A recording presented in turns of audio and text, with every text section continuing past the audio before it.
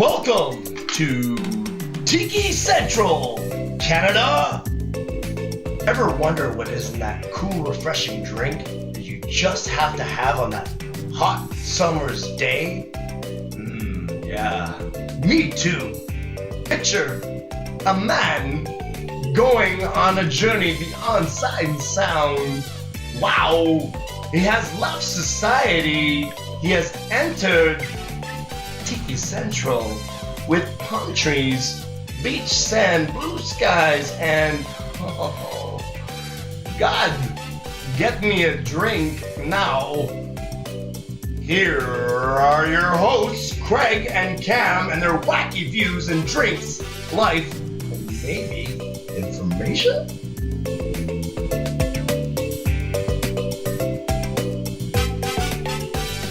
All right, folks. Hey, how's it going? We're back. Everybody. Oh, my God. So, sorry for the delay, folks, by the way, on the podcast. We just came back from vacation. I gotta say, man, I am completely pooped. So you need a vacation from the vacation. Yes. I don't think your job is going to let you do that. Well, that's basically what my boss told me as well, despite my my best efforts. But you know what? It was worth it anyway. So this is episode 3. So this is kind of like, hey, like the Star Wars thing, like the trilogy. Yeah. So we're at the last one of the prequel. So wait, no, we didn't do the prequel. We didn't do Cam as a baby. I think we personally. I think we should just stay away from that altogether, shouldn't we? This is more for your guys' benefit than mine. I really think we should stay away. Because that's like what, paid therapy or something. A lot of screaming and poop. Okay. Well, let's explain who we are and what we're doing. So Sure. This is actually TikiCentralCanada.com. And my name's Craig Stevens. I've been in the industry for 25 years, basically mostly behind the bar, managing as well.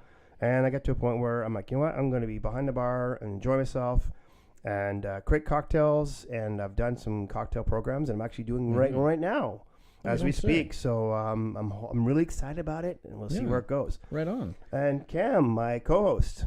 Yeah, my name's Cam. Been living in Ottawa for approximately the last 13 years. Prior to that, I grew up, born and raised in Vancouver. I decided that I wanted to live in a place where I could actually, at least in theory, own and operate a home. So that's what you want to call it. Yeah, sure, but okay. but no, I'm quite pleased. I got to spend some time with my family over the holidays in Vancouver. Nice. Parents moved into a new place. It's absolutely beautiful. I could still not afford to live there, but that was the price. Isn't that the way it always works out? It really is. You're living in a 1-bedroom apartment, and they're living in a giant mansion, and you're like, hey, look what I could have down the line. Yeah, no, exactly. but quite frankly, I think I'm happier in Ottawa. I don't need to. I'm happy that you're here, Cam. So drive a Bentley. So Hey, I'm glad what's to be a back Bentley home. anyways? It's a big ugly car. I know what it is. But I mean, I guess now that holiday time is over, it's now we got to get to work now. That's exactly it. Okay, so this episode is going to be all about pirates and rum. Pirates. So I mean, I don't know how to bring this up, but I've spent many years pirating, if you could say that, various bits of music and software. I don't really see how those connect. You know what I mean? No? Oh, okay. Well, what are we talking about then, Craig? So the reason why we're talking about pirates is because when you talk about the history of rum, then you're talking about the Caribbeans. And when you talk about the Caribbeans, you're talking about trade between England, Spain, and France. Those are the main 3 countries that are involved. Sure. And the wars that they went through. And so therefore you're talking about privateers, navy, and pirates. And so... And like when are we talking about this? What kind of So we're looking at between the 1600s and all the way through to late 1700s, 1800s even, the beginning of the 1800s. Wow.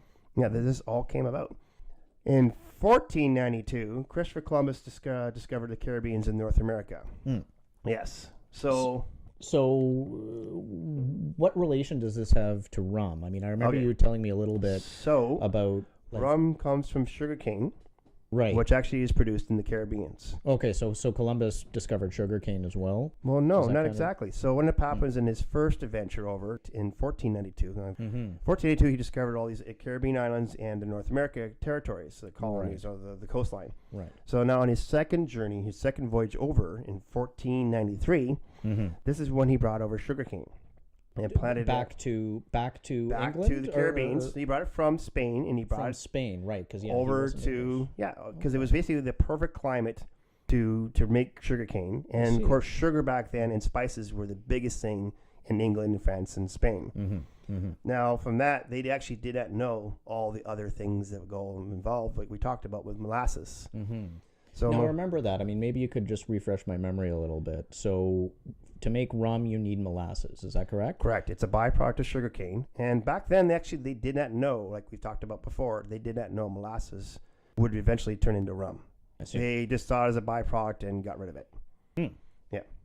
So what they did is that the plantation's slaves, when they weren't picking sugarcane, actually fermented it, and then that's when they realized actually you can make alcohol from this.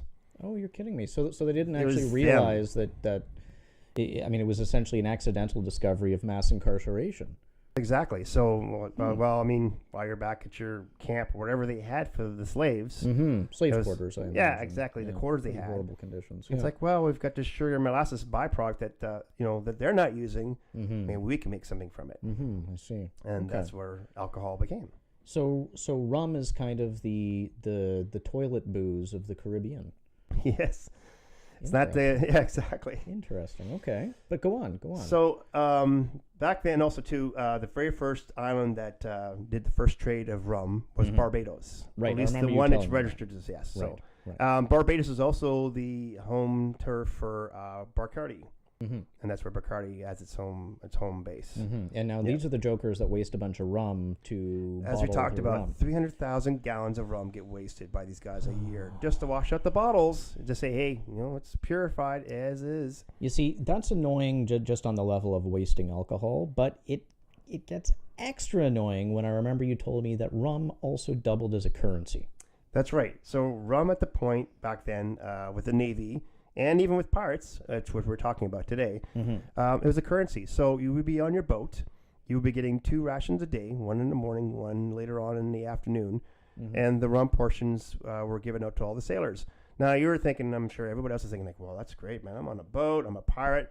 I'm getting rum. This is freaking awesome, right? What could you ask for? Well, the thing you have to think about is, okay, that the climate or the conditions that they were in. So you're on a boat. The space that you have for yourself is basically the length of a hammock.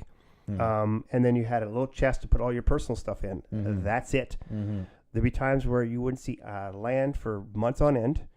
Then you've got scurvy. You got lack of fresh water, lack of hygiene.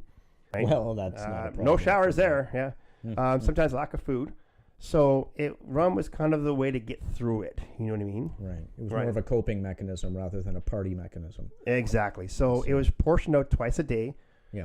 The Navy did that and actually did it all the way through. We talked about before. It all the way did up to 1970s. Yeah. Yes. Yeah. No, and I remember that. And at some point, wasn't it sort of referred to as the blood of Nelson or Nelson's blood. Yes. Yeah.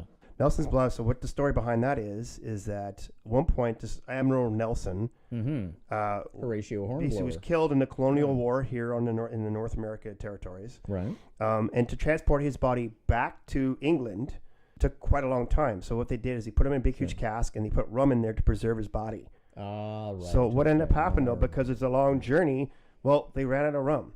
So running out of rum, they're like, well, we've got this cask here of rum in here, so let's just tap into that. And that's actually what's called tapping the Admiral. Have a slightly different meaning. It's slightly different meaning. Anyway, so from that, they would actually tap, and eventually by the time he got back to England, the cask that he was supposed to be preserved in of rum was gone. It was just the body. Just been completely sucked dry. Actually sucked dry by the Navy. Wow. Yeah. Now, I mean, I have to say that for myself, and don't get me wrong, I certainly enjoy a tipple, but having several rations of rum every day would likely leave me a little wobbly leg, particularly on a on a seafaring ship. Right. So I remember you mentioning something about, God forbid, watering down the drinks. Right, I know. And of course we don't do that to this day, right? No, of course not. Thank Never, God. never. So what they ended up happening was that in 1740, Admiral Vernon, who actually was part of the basically in charge of the British Navy, said, well, okay, my men are not being productive on these boats. And so I need to find a way to make them productive, but also still ration out rum, because obviously they're not going to sail on the seas if I don't give them the rum rations. Right. So what he did is he decided that, okay, we're going to do a 1-to-1 ratio. So what we do is we water it down. So you're still getting your rum. And don't forget, back then, too, the rum was actually 80% alcohol. Okay, so really when you water it down, you're pretty well right where we are right now. So it was called grog back then. And the reason why it was called grog is because Admiral Vernon wore his jacket. It was made out of grogum, which is kind of a canvas, waterproof canvas. So from that, the word grog came from. I see. Okay. So it was sort of like stamped on this ne'er-do-well admiral ever since that time. Right. Exactly. So every day when they portion it out, they would add a little bit of water to it and then serve it out to the sailors. Right. Okay. Now you're probably going to say, well, how would they know exactly what the proportion would be? Right? So what they would do, and this is actually where the word proof actually came from. What they would do is you would take a little bit of the rum, a little bit of gunpowder, and then light it. And if it lit, it was proof that it was actually a rum. So that's because alcohol's flammable, and that's actually where the word proof came from. And also too, depending on the color of the flame, how high the content would be of the rum. I see. Yeah, so if it was a high, say, of a blue tinge of a flame or something, it was a higher content than, say, an orange tinge of a flame. Yeah, and that's how they would prove that the rum portion is still not being too watered down, but it's still, yeah, it's good to go. You know what I mean? Got to try that on some of my stuff. Anyway, FYI, I don't do it on your drinks, by the way. I should hope not. It'd be hell to pay if you did. You were mentioning Columbus earlier, and then I kind of digressed a little bit. So that's okay. That's what you're here for. Hello. I'll do my best. So what's the deal with Columbus and with pirates? You said that it was England or at least major European powers Columbus that initiated. actually sailed for Spain. Yeah, but actually he's an Italian. So he was an Italian sailing for Spain. So what happened was that Spain took over and claimed all of the Caribbeans and the bottom half of North America. They're the first ones to get there. Right. So they claimed it. And they would bring back spices and all these other things, trinkets and things like that from there. Also gold. Gold bullion from the mines. Sure. Okay. So what happened was that England and France were like, well, we need to get a part of this. The problem is that when you are sailing across the sea, it's very expensive. Yeah. Right? It's expensive to sell a big boat with a full crew going across the sea. With no guarantee that they're actually going to survive the journey as well. Or come back, exactly. Yeah. So what ended up happening was that they had what's called privateers. So privateers, what they were was a person that would be given a boat, a crew, and say, you're going to sail on behalf of England, like say example. And when you go and attack these boats or ships from Spain or from the lands, the Caribbean islands that you go to, you're going to get a bit of a cut, and the rest goes to us. The rest goes back to the country. So what ended up happening was that's what privateers were. So they're subcontractors. Yes, they had petitions. They had things showing that, yes, they have the right to represent. They're from England or France or Spain. Right. And then they would go off and fight against Spanish ships or French ships or whatever it was. Right. And claim their treasures. Them. Okay, so pirates actually were created by the governments that eventually had to hunt them down? Exactly. So we talked about privateers. So how do you go from privateer to pirate? Well, the problem was a couple things. One, that the petition or the legislation that you had an expiration date on it. Okay, sure. So all of a sudden you're like, well, it's expired, but I still am in the Caribbean fighting. Privateer some stuff. Right. So, and the other thing that also came involved was that these people that were privateers were going, wait a minute now, I'm getting a small cut and I'm taking the most risk. Of course, yeah. I mean, so it's very why would I not just take it all and claim it for myself and just not go back to my homeland, right? Because the Caribbean is a really nice place. I mean, we've all been there, right? So it's a really nice place to live. So why go back? Right. So that's what pirates came involved. I see. Okay. Now, so what's the distinction between a pirate and a privateer? Okay, so the privateer is one who actually has the legislation from the country to say, yes, you are fighting on our behalf, and that you have every legal right to whatever, the portion of whatever it is that you've taken over. Right. So you get a percentage of that. Right. Right. And the thing is too, like you see, if you meet, say, example, if you're a privateer for Spain and you meet another boat from Spain that's a privateer, then you're okay, right? Because you both have your legislation, your petitions to say yes, we're fighting on behalf of Spain. Right. Yeah. Now you get into pirates that we talked about. Then the other thing also that would happen was that these ships would actually dock into docks in the Caribbean islands. Sure. And they go to the locals and say, hey, like, I need more men on my ship. Right. Yeah. So hey, guess what? Yeah. Tell you what, you do a contract with me, you sign up with me, you sail with me for 6 months, and you'll get a cut. Mm-hmm. So now you've got locals who are now either pirates or privateers, and then also the same thing as the Navy. So the switch over from Navy to privateer to pirate to locals was sometimes it would happen several times in one person's life. I see. You know what I mean? Like you could be a local, then also you're a pirate, and okay, well, no, they got a petition, now they're privateer. Oh, no, now they're back to being a pirate again. And then maybe, okay, I've got some sailor experience, now I want to go work for the Navy. Right. So it was really easy for someone to just fly in and out of these alliances and a lot of sort of freelancers, I guess. Right. So the definition line is very vague. Mm-hmm. You know what I mean? It's very easy to jump from one to the next. Right, I see. Right? Yeah. And that's why we're talking about this. Yeah. No, I mean, if I were a local and, I'd been dealing with, a couple of decades of jerks coming into my place and wrecking stuff, I might want to get a piece I want to of be a my part pie. too then. Yeah, exactly. Yeah. All right, so let's talk about the drink that we're going to talk about today, and that is actually the Daiquiri. And the reason why that the Daiquiri is the drink that we're talking about today, and of course we're talking about pirates, is actually the pirates were the very first ones to make the Daiquiri. Which is interesting because when you think about it, or at least when I think about it, I feel that the Daiquiri is far too fancy for pirates. But well, because you think about it, okay, so it's rum, right? Mm-hmm. Check. Lime juice, which we talked about because of scurvy, would be added to the rum. Right, yeah, to limit the teeth falling out and whatnot. Exactly, and all that stuff. And then sometimes the rum is so strong that if you did an extra duty on the boat, they would actually, you can add sugar to make it a little sweeter so it's not so rough around the edges. Oh, okay. So you got lime juice, sugar, and rum, and you got yourself a daiquiri. What do you know? And so pirates were the first ones actually to make a daiquiri. Now, obviously back then they were like, well, they didn't think about copywriting it. No. But that's, from all the research I've done and stuff like that, the pirates were actually the first ones to make this drink. Well, I'll be So damned. it's pretty cool. And the Navy, actually. Yeah, well, and the Navy too, right? Yeah, so they went full capitalist, I guess. Now, so now the history of the drink is kind of copyrighted and is, in the legislature, it's written down, is about a guy named Jennings Stock Cox. And yes, that is actually his name. Oh, that's great. Jennings Cox. He was the first one to basically to invent the daiquiri back in 1902. And what it was is that he was, so it's in Cuba.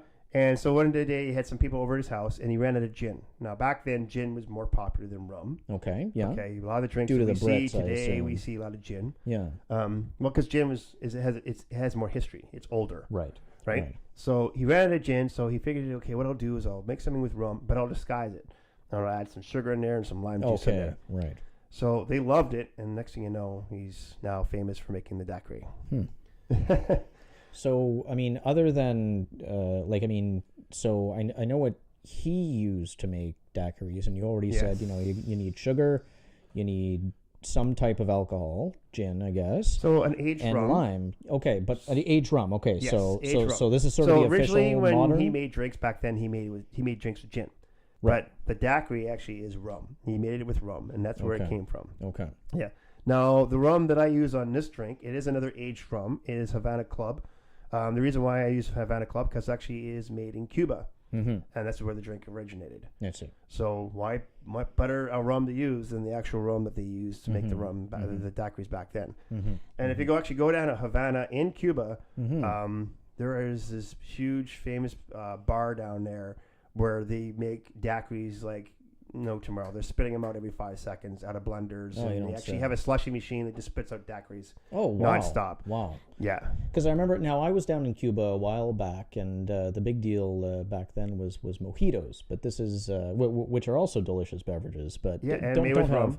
Right? Yeah, well, yeah, no, absolutely made with rum, but don't have the cachet of the daiquiri. Right, exactly, yeah. Yeah. Okay. Well, that's very interesting. Now, Now, the Havana Club, okay, is actually made in Cuba. So if you think about it, okay, we get Havana Club up here in Canada. We actually get it from Cuba. Now, well, what about the States, right? Because States and Cuba, they don't get along, right? Bit of an embargo going on. So what happens there? They have a Havana Club in the States. But what actually is that Bacardi actually bought that rights to sell it to the States through Havana Club. I understand. Okay. So if you actually look on an American bottle of Havana Club, you'll see actually it's made by Bacardi, and it's actually made in Puerto Rico. So they can get away from paying duties and shipping extra duty fees and all that other stuff. Yes, that's exactly why it's there. So one of the things that I want to talk about also too today is we always talk about tools.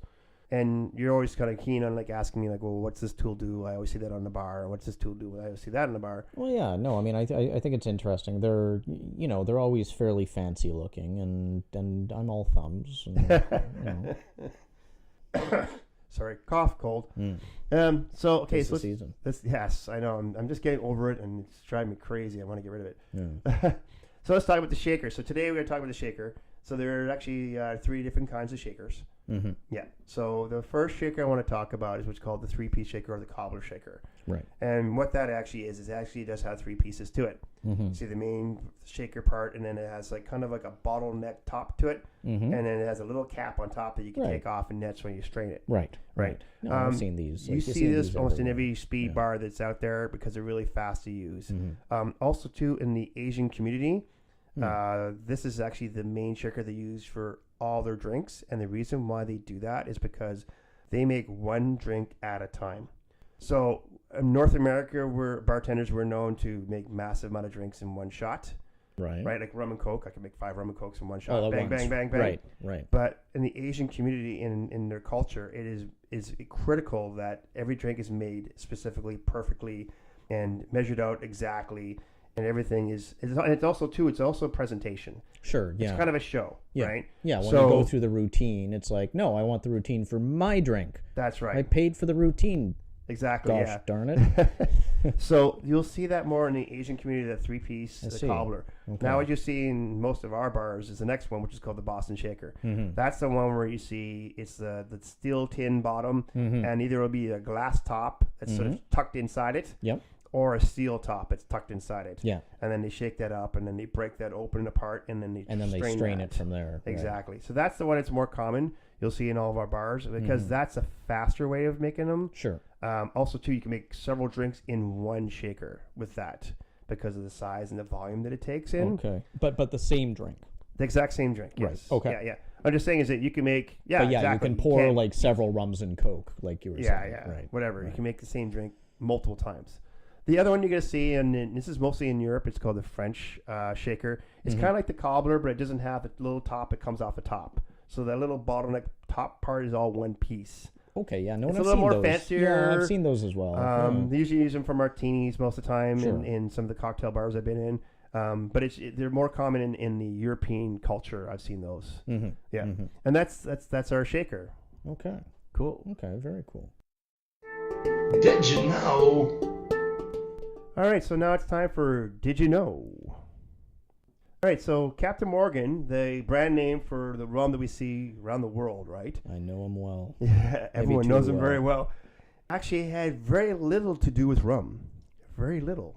He basically would attack French and Spanish ships. So the sounds French like a stand-up guy. Well, hi, it's Captain.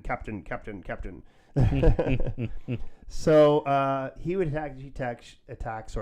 take over French and Spanish ships. Now, French were known for their wine, and Spanish ships were known for their brandy. Oh, really? Okay. Yes. Only the English ships actually had rum. Okay. Now, there was probably a little bit of rum involved, but for the most part, he was very little to do with rum. So I'm sure you're asking yourself, well, why is he involved in the whole rum concept, right? Well, yeah, but I'm also asking myself, like, was he raiding these ships solely for their alcohol? No, because there's also too like gold bullion on there, treasures, pearls. Okay. I mean, when you raid a ship, rum is part of the package deal that you're getting off that boat, but also too you've got like gems and doubloons, gold and gold coins and pieces of 8. Right. And all right, that those stuff. pieces of 8. Pieces of 8. So the reason why he's actually involved in the rum, and we see him in all the brand names of rum, is because he lived retired in Jamaica, and he actually lived in this town called Port Royal in Jamaica. Now, Port Royal. It rings a bell, but just looking at our map? highly detailed map of the Caribbean here, I don't think I see it. State-of-the-art map we have here in the office. Mm-hmm. Yeah, so the reason why you're not going to see that is because you have to go back to when Captain Morgan was actually living. And he was actually signed as the lieutenant governor in November 16, why do I keep going 19? I don't know. 1674. It's those upside down nines. I don't know what it is. Okay, so anyways, he was the lieutenant governor in November 1674. And so that's when he returned back to Jamaica. Now, he died in 1688. Now, what ended up happening was the reason why you can't find it on the map is because after he died, a couple of years later, there was actually this horrendous earthquake, and it viciously shook the town so much that it actually cut Port Royal right off the map of Jamaica and sank into the water. Holy smokes. It's like a modern-ish day Atlantis. Yeah, it's almost like Atlantis. Yeah. So here's a really cool thing. I've actually done some research on this, and Jamaica is now investing into billions and trillions of dollars to make an underwater excursion where you can go look at Port Royal because it's still there, intact. Holy smokes. So you literally, I don't know if it's going to be subs or underground tunnels or whatever it's going to be, but you'll be able to see Port Royal like you would see Atlantis. Wow. Yeah, and that's going to be in Jamaica. Sign me up. So, I can't wait for it to happen because I'm so going. So, perhaps Captain Morgan is the only pirate captain to have actually sunk a city into the ocean. Without even trying, right? Yeah, but look, I mean, I've heard of other famous pirates and stuff. Like, he wasn't the only game in town. No. There was plenty of pirates. So another big pirate that everyone knows, of course, is Captain Blackbeard. Good old Blackbeard. Now, Blackbeard, the reason why he is probably one of the most famous pirates is because he actually would have these pieces of hemp all twisted in his hair. And what he would do is when he would go into battle, he would light the hemp. And so when you came onto your boat and attacked you, all you'd see is his hair was basically on fire and just smoldering and smoke and everything. Holy cow. So the guy was pretty creepy. I'm flashing back to a couple of, campfires in my teen years. But wow, okay. Now, another interesting part fact, okay, the Jolly Roger. We've all heard that, right? Yeah, it's the skull and crossbones. Right. It's the classic. Well, here's a little bit of a tip of information. The Jolly Roger actually was a red flag that the pirates would use to say that they're pirates. Every ship has a flag, be it a country or whatever it is. Sure, so back then, it actually was a red flag they actually put up. Huh. And so what Jolly Roger means is that obviously rouge is red. Red, yeah. And Jolie is pretty red, I think it is. Oh, Jolie. Yeah, Jolie rouge. Yeah, pretty red. Pretty red. Right. So that's exactly what it meant. And also, too, it meant no mercy. So, it's in other words, no blood, no mercy. We're going to cut you. Yeesh. Exactly. So I mean, speaking of kind of flags and that kind of thing, yes. If I'm a merchant, say, and I'm sailing along minding my own business, yes, and I look across to the horizon and there's some jerk flying a Jolie Rouge flag, I'm gonna do my darndest to get the heck out of there, away from him, right? Yeah. So how did the pirates get so close to them? Exactly. Yeah. So how a pirate would actually attack another ship was that every ship would have a flag. Sure, right, so be it Spanish, English, or French. It's the same today, right? Exactly. Yeah. So what they would do is, like, say, example, I am a pirate. I'm coasting near a French ship from France. Mm-hmm. I would put up a France flag that I've obviously apprehended somewhere along the way, be it looting or pirated if you want. That would be up on my hoist, and then as soon as I got close enough to him, that would come down, and my Jolly Roger would come up. Oh my goodness! Yeah, so it's like kind of surprise. Hey, we're not who you think we are. So you had to be careful back then. I mean, the boats are coming close to you. You were like, okay, is that an ally or an enemy? Right. You really don't know until you're bumping up against them, and at that point, too late. Yeah, cannons are going off everywhere, right? No wonder everybody drank. Now, here's some other cool facts. Okay, that the captain actually was voted in by the pirates on the ship. So democracy. So actually, there was a democracy. Now, also, too, they also would have say in where they would go, their destinations. Oh, so the captain would tell them, here's where we're going to go, guys. Right, and they would vote on it as a democracy. Yeah. And that was it. Now you're saying, well, what happens, for example, if someone wants to take over the captain? Yeah. So what they do is one sailor can actually ravage all the other crew up and say, I'm your new captain. Right. Yeah, and they have like a mutiny kind of a mutiny. right? So what ends up happening is a mutiny on the ship. The whole crew is decided that this is the guy who's going to represent them next. Mm-hmm. And then that captain either gets detained either down in the bowels of the ship. The brig. Right. Or gets basically booted off the next land that they dock onto. Okay. Or Kind of like, bye-bye, farewell, see you later. Yeah, yeah. Remember, Jack Sparrow gets thrown on that little island out of the middle of nowhere. Deserted onto an island and never to be seen again, right? Like, is this sort of where Walking the Plank came from or anything like that? Or? No, Walking the Plank, actually, what I've read so far, and I could be wrong on this, actually didn't happen as much as we portray it in our movies and stuff. Mm-hmm. For the most part, they would actually just kind of throw them overboard, and if there's an island nearby, and that was it. The Walking the Plank thing, I think, was kind of derived from the movie industry, sort of say. Yeah, yeah. You know what I mean? Yeah. Well, it makes for a pretty good suspenseful scene. Well, yeah, so. of course. You know, the mistress in her dress on the plank, and yeah. You know. So speaking of lousy ways to die, what would happen if an opposing state caught up with you, either as a privateer or a pirate? You get thrown in jail? What? Yeah. So what they would do back then, if you were associated with pirates or you were a pirate yourself, you would be hanged. So there actually is a story I read where these two fishermen, a meal with a pirate. The Navy was chasing this pirate down. They came across these two fishermen who claimed that, yes, we did meet up with him, and that we had, a meal with him and everything else. They hanged them because they were association to the pirate. Oh, you're kidding me. No. That's pretty brutal. Yeah. So you made sure that if you're talking to a pirate, you run the other way. You know what I mean? Like you just didn't keep associate things with under them. control, right? I guess it kind of prevented, you protecting them, right? Yeah. Yeah. Well, I mean, I guess that's good because we certainly don't have any laws on the books that can convict people for guilt by association nowadays. Exactly. Sounds like you're getting my cough. Yeah. No, I may be. Yeah.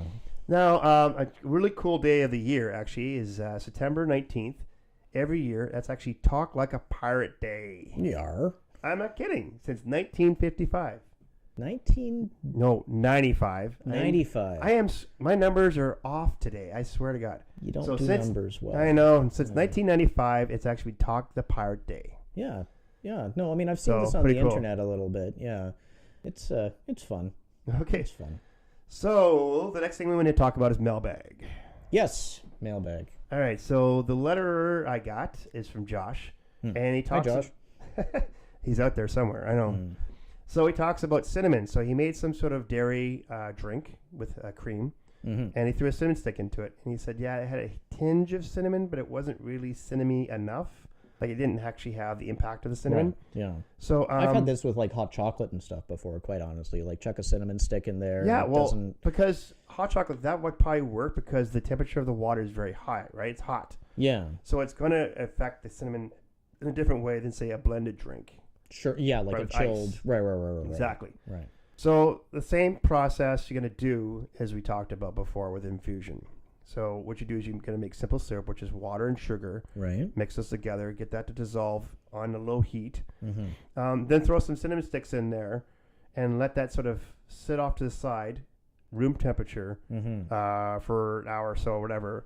And then after that, you're just going to strain the cinnamon sticks actually out of obviously that liquid. Right. Put that into whatever container you have. I put mine into something with a pour spout, and that's your cinnamon syrup. I see. Yeah. Could you like grate the cinnamon? Would that help at all? That's more for the garnish on top. Like, say if you're doing something that's got a like bit an of froth to it. kind of exactly. thing. But you're still not going to get this full impact as if you do a cinnamon syrup. I see. Because now it's throughout the drink. It's not just sitting on top on the froth. Right? All right. And that's how you do it. Well, duly noted. Okay, cool. So that is our show, folks. Hope you guys enjoyed it. And again, sorry for the delay. We're hoping to be about every 2 weeks, I guess we figured, somewhere around there. Yeah, that should work for both our schedules. Yeah. We do have opposite schedules, by the way. He works I got a day job. I work night. He's got a night job. Yeah. So a couple of things we want to talk about. One of the things is that we have a website called www.tikicentralcanada.ca. All one word. Yeah, no hyphenations in there or no spaces. And if you go on there, you'll see, check it out. We're on there.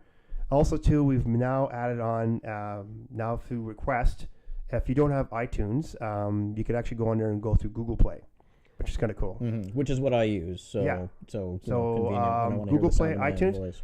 Also, too, there also will be a link on there too for the podcast itself. So, example, say if you're out somewhere and you don't have access to iTunes or Google Play, you can actually click the link on the page, and actually the podcast will play through whatever device you have. Well, and that's actually how I've gotten a couple of my foreign friends to sign up. There you go, So, because they don't have either, or it's just easier access, right? yeah.